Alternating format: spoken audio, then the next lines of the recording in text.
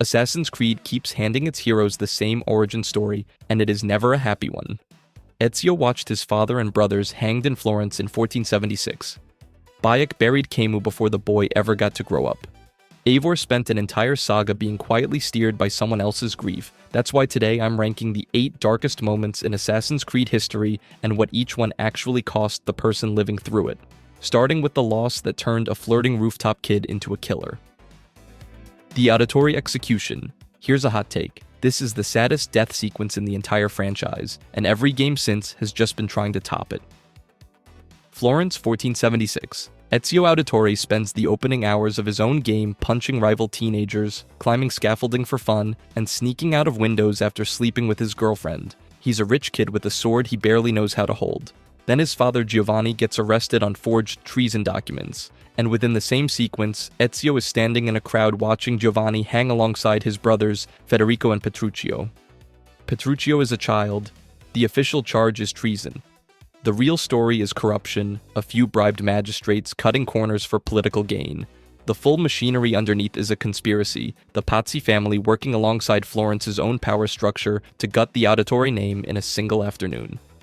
Giovanni was caught by men who controlled the law they used against him, men who twisted a legal process into a weapon and staged his punishment as a public spectacle, ensuring the entire city watched the Auditore name die with him. That's the detail that makes this land harder than a street mugging or a battlefield loss.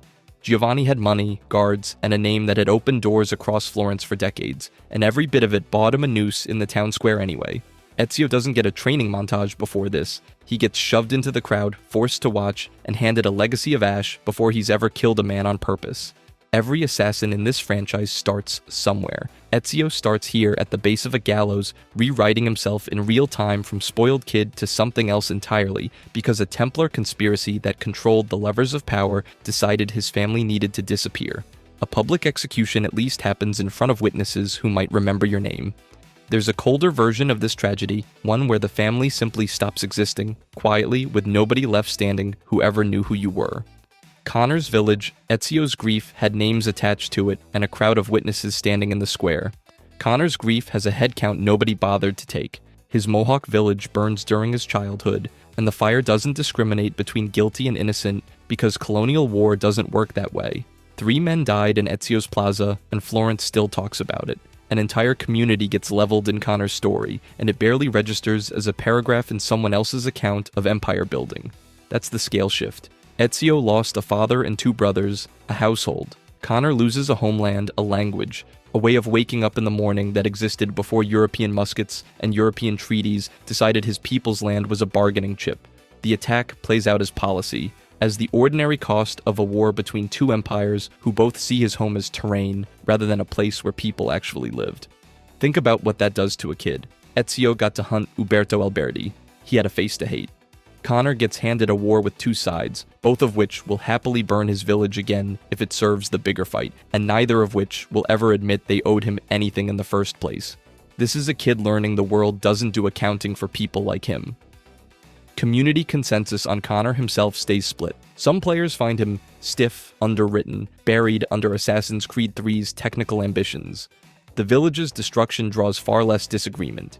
It gets cited again and again as one of the bleakest turning points in the entire franchise, precisely because the game keeps circling back to it instead of letting Connor move on clean. Here's the part that should bother you more than the fire itself. A single household's murder got Florence's attention. An entire people's home gets absorbed into a war ledger as background noise, one more casualty statistic in a fight about tea and taxes and territory. The bigger the wound, the smaller the world seems to treat it. Somebody keeps deciding that Connor's home is an acceptable price for other people's war, and Connor spends the rest of his life trying to figure out who that somebody actually is. He starts out trusting that the right side of that war will give his people justice. The game spends its entire runtime teaching him better. Losing your home to an enemy is one kind of pain. It gets worse when you spend hours admiring a calm, capable man who mentors you, and the game waits until you trust him completely to show you exactly which side he was standing on the whole time. Haytham Kenway. You spend the first several hours of Assassin's Creed 3 rooting for a Templar, and the game never tells you that's what you're doing. Haytham Kenway walks into Boston, frees a man from a work gang, gathers allies one conversation at a time, and carries himself with the calm authority of a man who has done this before. Every beat of it plays like the start of a recruitment arc you have seen in this franchise a dozen times. Charming stranger, good instincts, mysterious purpose. You hand him your trust the same way you handed it to Ezio because the mission structure is asking you to. Then the game tells you what he actually is, and the mentorship you just sat through gets a new name. Haytham is a Templar, and every warm scene you spent liking him gets rewritten in real time.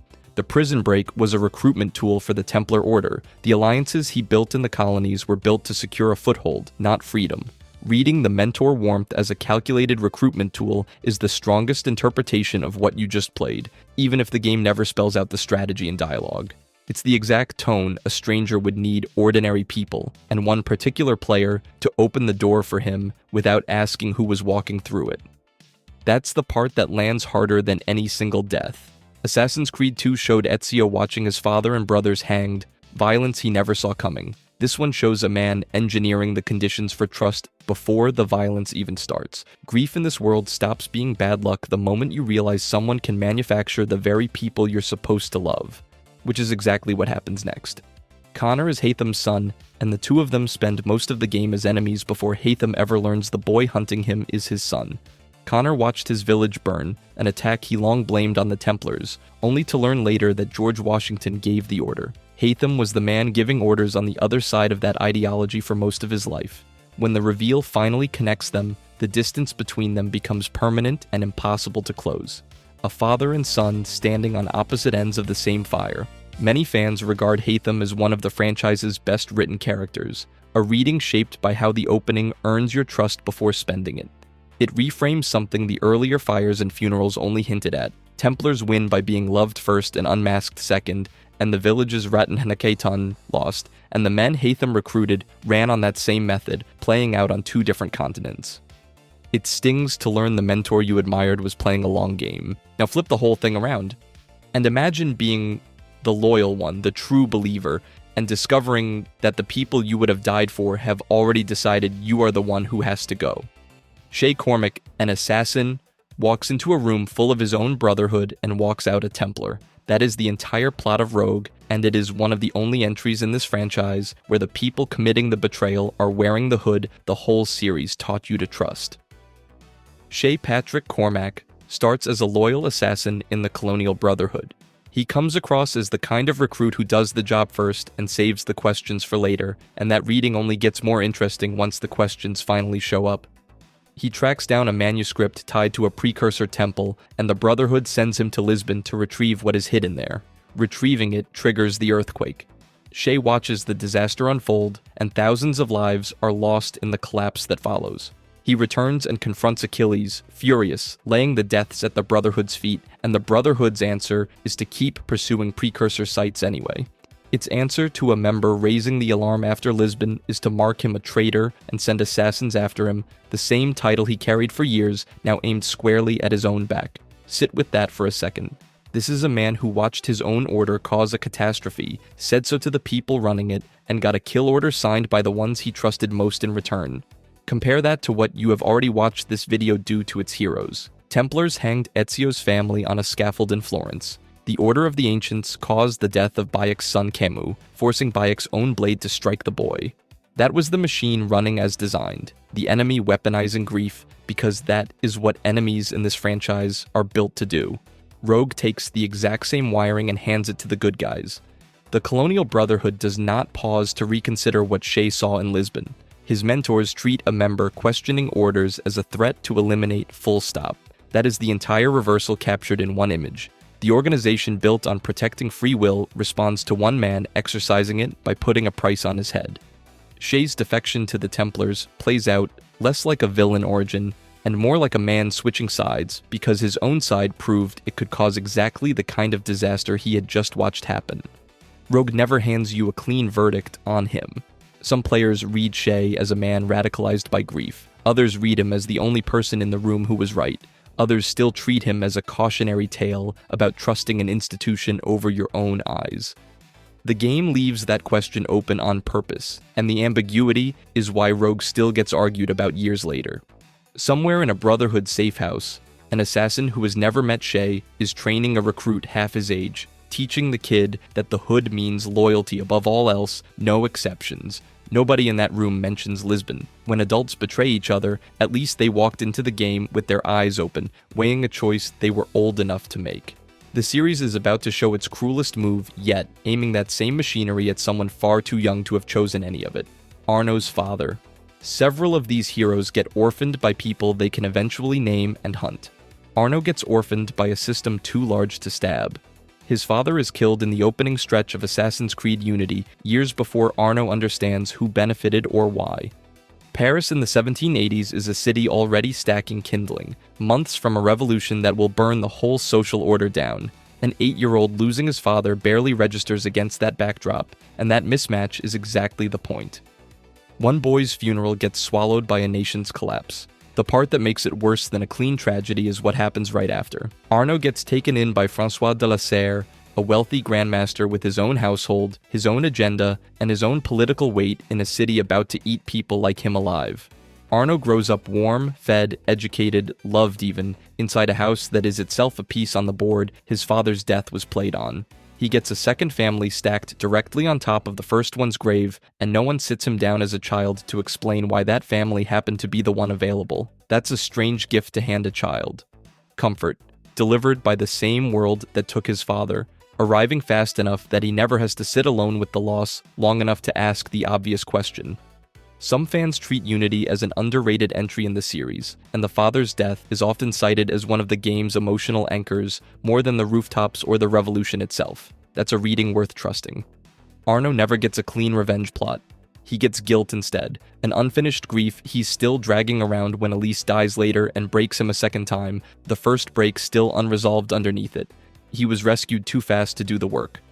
Grief usually gets processed in these stories. Arno's just gets postponed quietly by people with better manners than his enemies and worse timing than his father deserved. A boy who loses his father still gets to grow up and carry the weight forward himself. Flip that around, put the father alive and breathing in the room while the child ends up on the floor instead, and you land on the single scene an entire brotherhood gets quietly built on top of: Kemu.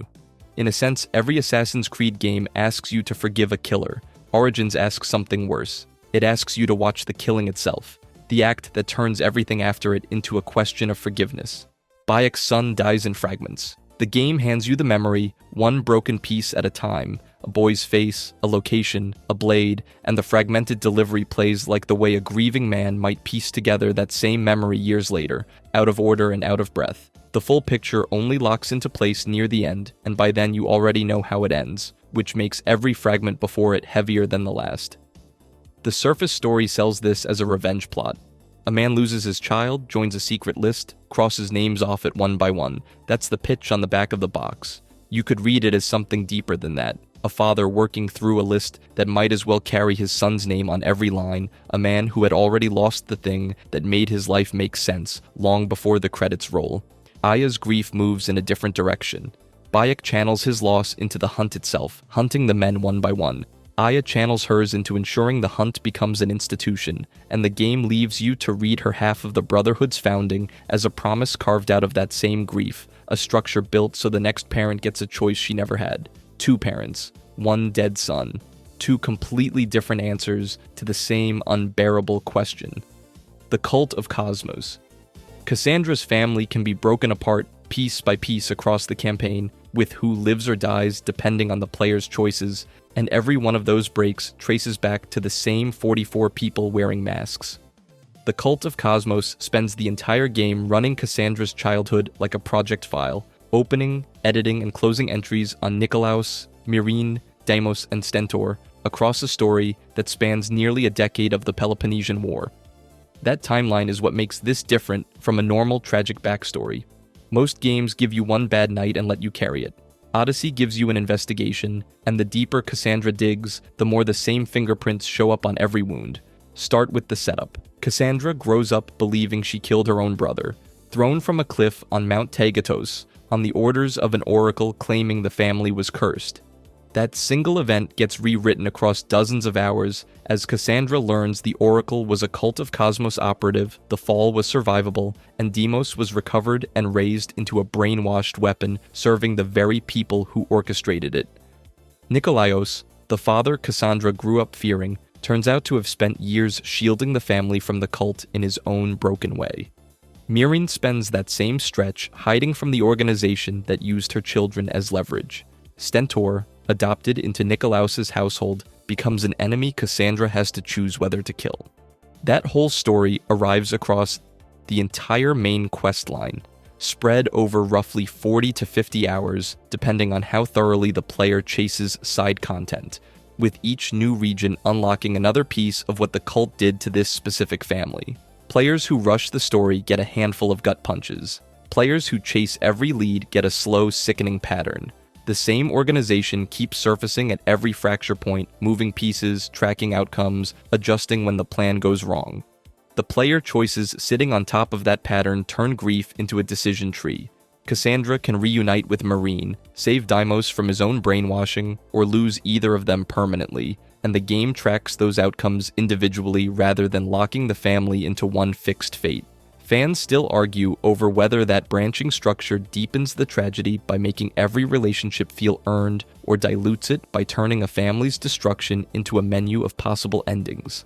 Both readings hold up because Odyssey built a story where a player can save part of their own history and still leave the rest broken, with no consensus on which version hits harder. What never gets resolved in any version of that ending is who actually benefits from 44 masked people spending years running a controlled experiment on one Spartan household, and whether Cassandra ever gets close enough to make them answer for it. Basim. Every mentor in this ranking taught someone to survive grief. Basim's mentorship of Eivor reads, in retrospect, as a way of making her useful to his own unending grief. Eivor spent an entire saga believing Basim was a friend who happened to have good instincts and a mysterious past. The instincts were real. The mystery was the entire point. Basim ibn Ishaq is revealed to be Loki, bound across 1,000 years to Odin's memory and desperate to break free of it, which means the patient advisor who nudged Eivor toward war councils and blood oaths was running a personal agenda likely from their earliest encounters. Every quiet conversation, every act of trust, every moment that looked like mentorship gets a second reading once you know the man giving the advice needed Eivor specifically and needed the grief that came with her. The Isu lore turns this from a plot twist into something closer to cosmic accounting. Ezio and Bayek broke in the immediate aftermath of a body hitting the ground. Basim is the aftermath itself, still walking, still calculating, still looking for the exact configuration of trust and tragedy that will finally let him settle a debt older than the historical record. Mirage takes that fragment of a character and rebuilds him from the ground up, spending a full game on the ordinary thief in Baghdad before he ever touches Isu memory, which means the franchise looked at its own late-game twist and decided he deserved an origin as complete as Ezio's or Bayek's. The theory that ties the whole thing together isn't confirmed on screen in a single scene, so treat this as a read on the pattern rather than a quoted line of dialogue. Follow the pattern anyway. Basim's grief traces back to an Isu-era loss, a child taken from him before human history had a way to write it down, which would make him the oldest bereaved parent this franchise has ever put a face to. Plenty of fans split along predictable lines. One side reads him as a victim of a memory he never asked to inherit, dragged through centuries by trauma that isn't even fully his own. The other reads him as the most patient manipulator the series has produced, a man who turned Eivor's grief into fuel because he understood grief better than anyone alive. Mirage didn't settle that argument. It gave both sides more evidence. Look back at every entry on this list and the shape repeats. Auditory Square, the burned village outside Siwa, the crew Edward got killed for a cabin full of coin, the boy who watched his father collapse in the street. Each one is a parent or a child paying for somebody else's decision. Basim is the first time the person paying and the person deciding are the same man, stretched across 1,000 years until the wound stopped being a memory and started being a method. He is a father who lost his son to the Isu once, remembered it long enough to forget how to stop grieving, and spent Valhalla engineering the exact loss that made Eivor useful to him. The machine that turns loss into loyal killers finally has a face, and it has been running the whole series from inside. If you enjoyed this video and want to see more, click the video on the screen now.